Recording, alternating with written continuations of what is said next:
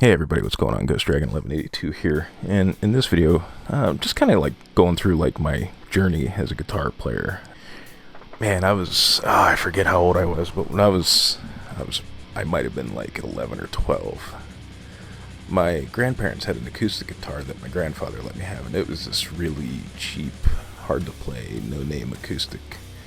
The action was probably about 10 miles off of the fretboard, and it hurt to try to play it, and I fucked with it, and it was just kind of like, But then there was a local music store when I was like 13, 14 that it was right next to like a Thrift Drug or Joanne Fabric or something. I don't know, some fucking store my mom had to go to. And I didn't want to go in there while she was browsing, so I was like, I'm going to go into this guitar store. And I was talking to the guy, and he's like, do you play? I'm like, no. He's like, you want to learn how? I was like, kinda. So he was a brilliant salesman, because he sits me down and he hands me a Gibson Flying V of all things, and I'm like, holy fuck, this is awesome. And I didn't know what the hell I was doing. I just knew that I hit a string and it made noise, and I don't know what amp he plugged it into, but it was on the overdrive channel, and I was just like, I want to learn how to do this. So my mom comes and gets me, and I'm like, can I get a guitar for, like, my birthday was in November. This is probably like beginning of October. I'm like, can I get a guitar for my birthday? She's like, well, not that one, because it was a fucking $1,200 Flying V, so of course not. Which I didn't expect that one, but we talked and we settled on a starter guitar. It was a Epiphone Strat, ironically enough, considering Gibson's recent behavior. And it was like 2 or 3 weeks before my birthday. She paid off the guitar, and I started taking guitar lessons. And he showed me like the basics, how to tune up. Here's your E major, E minor. Here's a pentatonic scale. Here's power chords, which that's when it really opened up, was the power chords thing. And information back then wasn't. If I was 14, that would have been 1996. So information wasn't out there as readily available as it is now. Like, you didn't have phones that you could just pull up anything that you thought about, and the internet was still kind of it was still kind of newish. So like, you didn't have all these websites that you have now, like Ultimate Guitar and I don't even know if Harmony Central's still around, but I remember finding a website that had Metallica tabs, and it confused the fuck out of me, because I didn't realize that the tabs were written where the bottom line was the low E and the top line was the high E. And I'm like, this makes absolutely no sense to me. This does not sound like the songs. And I remember asking my guitar teacher, like, how come these tabs don't match? Like, this doesn't sound like For Whom the Bell Tolls. And he's like, so he explained it to me. I'm like, oh, okay. And I remember asking him how to teach me, or if he could teach me how to play Creeping Death, and he was like, I don't think you're ready for that yet. So he finished showing me For Whom the Bell Tolls, and learning that song, like, that was the first song I learned. It was just like, that's what really opened the door for me, as far as like, I want to keep doing this. I didn't have it in my head that I was going to be like a rock star, but I knew this was a hobby that I wanted to keep with me. And I had a little crate practice amp that sounded like complete fucking dog ass, and I tried different things. Like, you couldn't switch channels on it, and it used to piss me off playing along the songs where it's like you go from a heavy part to a clean part, and I couldn't switch the channels, so I bought this old DoD overdrive pedal, and I don't remember what one it was, but it was hot pink. So then I'd run that into the front of the amp, and then I could have my clean channel, and then step on the overdrive pedal and get my heavy tones and stuff like that. And it didn't sound great. A few years ago, I stumbled across like a cassette tape that I recorded of myself playing, and I'm like, oh god, it was bad. But I was having fun, and then, you know, I slowly upgraded. I got a Fernandez Monterey for Christmas, and at the time I didn't realize how awesome that guitar actually was. I mean, it wasn't super expensive, but out of all the guitars I have, it's still probably one of the best sounding ones. The pickups are microphonic. I need to just rip them out and wax pot them one of these days, but they sound killer. Eventually I turned 16, had to get a part-time job and stuff like that, and I started meeting other people that played. And dude was like, well, my friend needs a bass player in his band. And I'm like, oh fuck, I don't play bass, but you know, it's an experience that I probably won't be able to have. No, I take that back. I played in a hardcore band for like 3 weeks. It was rough. The dude that I worked with, I ended up buying an Epiphone Les Paul off of him. And then we joined this hardcore band. We both played guitar in the hardcore band. And we learned the song. There was like 3 songs. And they added up. I mean, it was typical hardcore, so I mean, the 3 songs added up to maybe 6 minutes if we played them slightly slower than they were supposed to be. And they were like, we got this show and all that. And we played this show in the basement of a tattoo parlor. And that was my first like experience with hardcore music and the crowd at a hardcore show. And after almost getting kicked in the head, I was like, I don't think this is for me. So that was I quit the band like that night after the show. I remember my parents were going to come and all this other stuff, and I'm like, cell phones were like, you're still using like the old flip phones and shit, the big bricks that you could bust windows out with. I'm like trying to call them, like, don't show up here, you'll get killed. It was bad. But so then that same dude that played guitar in that band, he was like, well, my buddy needs a bass player for his band. I'm like, alright, I'll give that a shot. So I played bass for them for a little bit, but I wasn't really happy doing it. We switched it up we actually did a cover For Whom the Bell Tolls, and even though I could play the bass part better than the other guys in the band, they originally would switch it up where their drummer and their one guitar player would switch places. The guitar player would play drums and the drummer would play guitar. And but I could play the solos in For Whom the Bell Tolls, and he couldn't. So we ended up switching where he'd play bass and I'd play guitar. So I started getting that itch where I wanted to play guitar, and we had some, you know, for a little local band of 16 and 17 year olds, we did pretty good.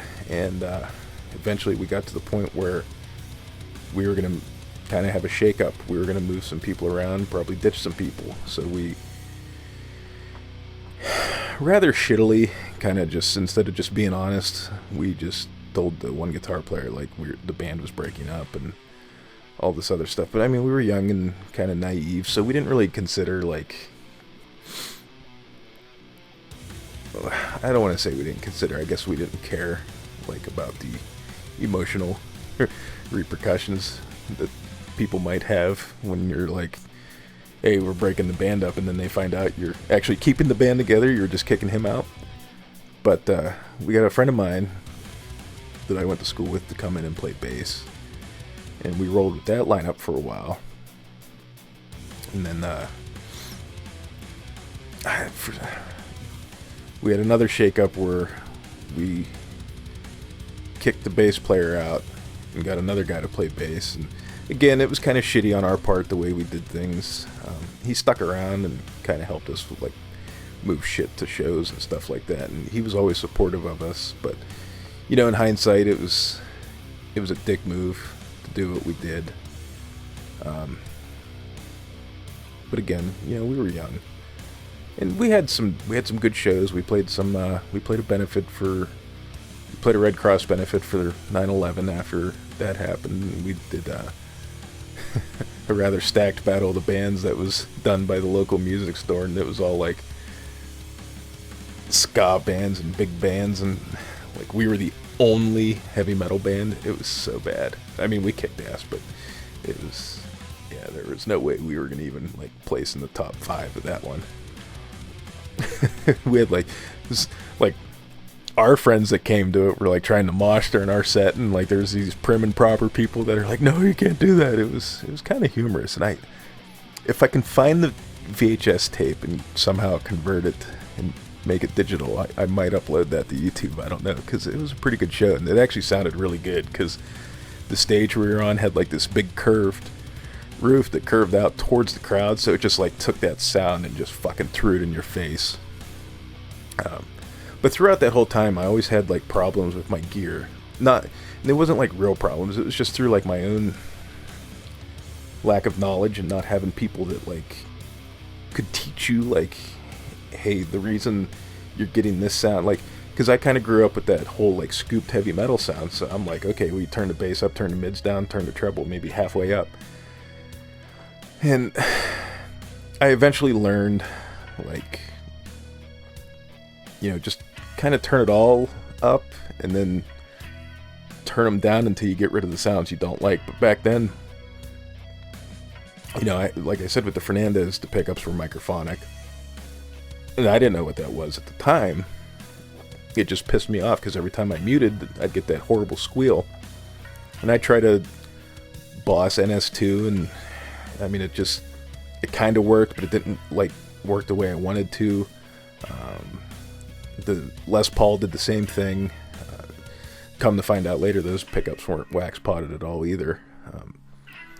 I ended up buying a Gibson SG, a 1981 Gibson SG Fire brand, the walnut ones, and that one worked really well. But I kind of had this hitch where I didn't want to take this like 20-year-old guitar everywhere with me. So I eventually went back to the Les Paul, and I ended up buying a Seymour Duncan Invader, and that got putting that pickup in the bridge position. It got rid of the microphonic feedback, and it sounded fucking killer. I was using a PV Bandit 112, but I'd disconnect the speaker and I'd use the speaker out on the amp and run it into a Marshall 4x12 with Celestion Vintage 30s. And I actually got a pretty decent tone out of it. Eventually I went to another PV amp. It was I forget what the fuck it was called, but it was like, I don't think it was a modeling amp, but it had like a fuck ton of built-in effects, and it was all stereo, so you could like, I remember doing like crazy shit where like the right side would be distorted and the left side would be clean and shit like that. And I used that for a while. That was the second bass player we had in the band. It was his, or well, I guess actually it would have been the third. Well, yeah, second bass player. It was actually his amp that I was using, but it let me kind of make some crazy noises with it. And then our other guitar player had quit, and I kind of started getting sort of disinterested at that point. Out of everybody in the band, him and I were probably the closest, and as far as writing, it was usually either him and I bouncing ideas back and forth, or if he wasn't there, it was me and the drummer usually bouncing ideas back and forth. And you know, we started prioritizing smoking pot over practicing and stuff like that. And it just kind of reached a point where like we weren't doing anything. It was slowly dawning on me that the songs we had weren't really that good. You know, when you hit that realization where like you're no longer a teenager. I mean, I was only like 20 at the time, but I was like, these songs are not that fucking, like, they were cool, but like they could have been better. And I tried making things a little bit more as I was starting to dive into bands like Opeth, death metal in general, Emperor, things of that nature, Old Man's Child, Chimera, things like that. I was trying to make the music a little bit more technical, and it just wasn't happening because like the catalyst was for me leaving was presenting the guys with a song, and they just couldn't wrap their head around this riff, and I was like, all right. And instead of like working on it, they were like, let's just go smoke a bowl. I'm like, I'm wasting my fucking time here.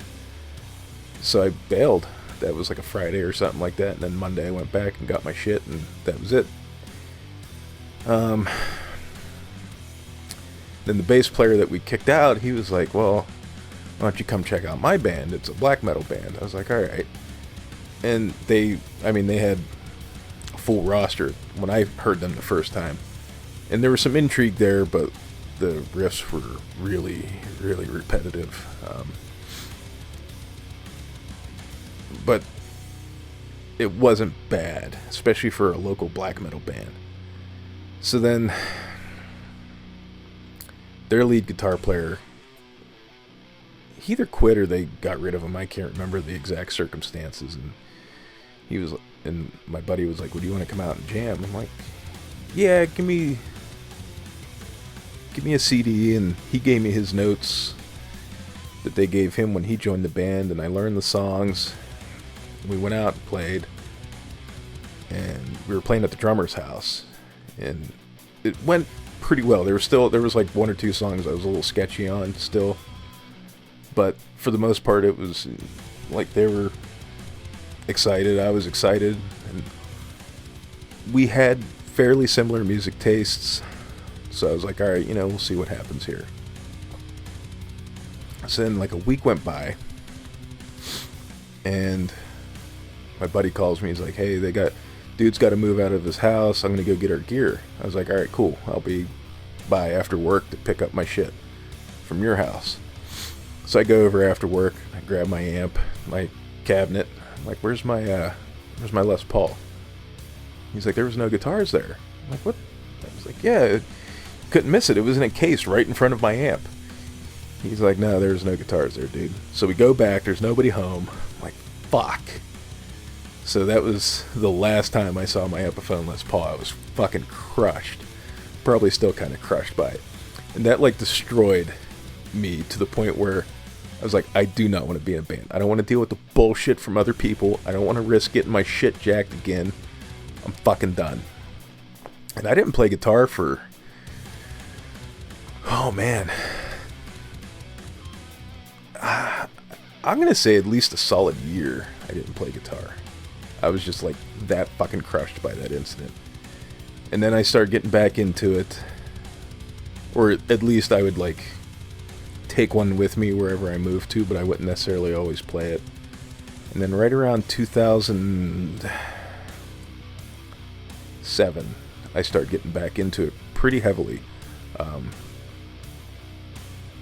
got a copy of Sony's Acid Pro, and I had a okayish microphone, and I was just plugging it into the mic in and recording, and it sounded like dirt, but I mean it was good enough for what I was doing. It was at least letting me be creative and get the ideas out there. So then that's when I started dabbling with the digital audio workstations and stuff like that. And that bass player friend of mine and another friend of mine talked about getting a band together, and my son was born in 2007, and I was, I had a full-time job, and between him and the job and stuff, it wasn't likely to materialize. And I was still kind of, to be honest with you, I was still kind of like, about being in a band like I wanted to, but I didn't have that level of trust built up yet where I felt like I could work with strangers again. And also my confidence was kind of low because I hadn't played for so long that I was like, I'm not going to be able to measure up with musicians my age that have probably been playing as long as I have, because I haven't really played for a few, like, I hadn't played hard for a few years. And then I kind of in and out of it for another, I'm going to say 2008, 2009, I was in and out of it again.